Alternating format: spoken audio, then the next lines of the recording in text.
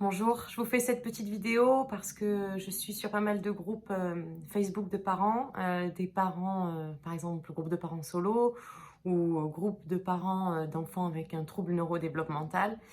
Et en ce moment, je vois beaucoup de gens craquer, je vois beaucoup de posts qui me touchent pas mal, de personnes qui disent voilà, je suis dépassée. Quand je dis personne, c'est pour très gentiment ne pas dire des femmes, parce que j'ai l'impression que la plupart du temps, ce sont des femmes. Soit c'est que elles qui ont la charge des enfants, soit c'est que elles qui sont sur les groupes Facebook, je ne sais pas. En tout cas, je vois beaucoup de femmes au bout du rouleau. Je vois beaucoup de mamans qui disent que les comportements de leurs enfants sont catastrophiques, euh, qu'ils sautent partout, qu'ils crient, qu'ils disent non, qu'ils cassent des choses. Voilà, bon, tout le monde est sous pression en ce moment, on est d'accord. Les adultes aussi, on n'a pas forcément des comportements hyper adaptés.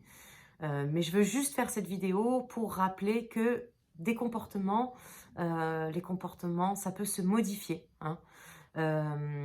Et quand on parle de nos enfants, quels qu'ils soient neurotypiques, neuroatypiques, avec un trouble neurodéveloppemental, ce sont des personnes avec des comportements, des êtres vivants avec des comportements, donc on peut les modifier. Voilà. Pour ça, je vous parlais de l'analyse appliquée du comportement, dite ABA, Applied Behavior Analysis.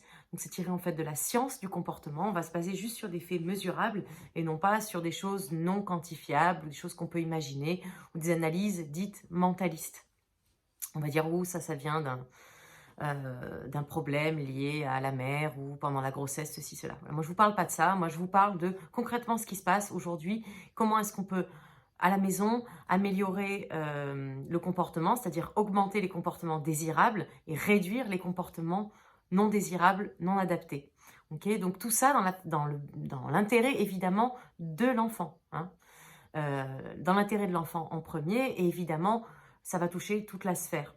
Mais ce qu'on veut comprendre, c'est ce qui se passe dans l'environnement, okay, parce que chaque comportement, on va essayer de comprendre ce qui le maintient et ce qui le renforce. Et bien souvent, c'est la réponse qu'on apporte à ce comportement. Je donne un exemple très bête, mais vous avez forcément vu des enfants turbulents dans une classe qui n'avaient qu'une envie, c'était de quitter la classe, qu'on les mette dehors, de ne pas faire le devoir, etc. Qui pour cela sont turbulents en classe jusqu'à se faire punir et sortir de la classe. Okay, donc vous vous doutez bien que pour l'enfant, la solution est toute vue pour la prochaine fois où il voudra quitter la classe et ne pas faire quelque chose ou qu'on lui retire une tâche. Il suffira d'être turbulent de telle façon.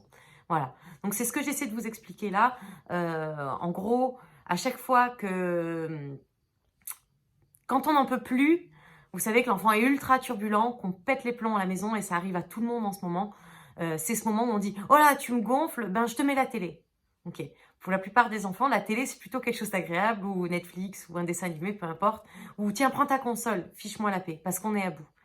Le problème, c'est que d'avoir proposé cette solution alors qu'il venait d'apparaître un comportement problème, c'est à ce moment-là qu'il ne faut pas le donner.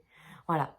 Donc ça, c'est juste pour donner une toute première explication, et je sais que tout le monde est plein de bonne volonté et qu'on a tous envie d'être super dans une éducation bienveillante. Faire de l'analyse du comportement, étudier ce qui se passe juste avant un comportement, juste après, pour augmenter les comportements désirables. Ça ne fait pas de nous des parents non bienveillants, bien au contraire. Ça fait de nous des parents qui essaient d'éduquer dans le but de l'autonomie et du bien-être de l'enfant. Voilà.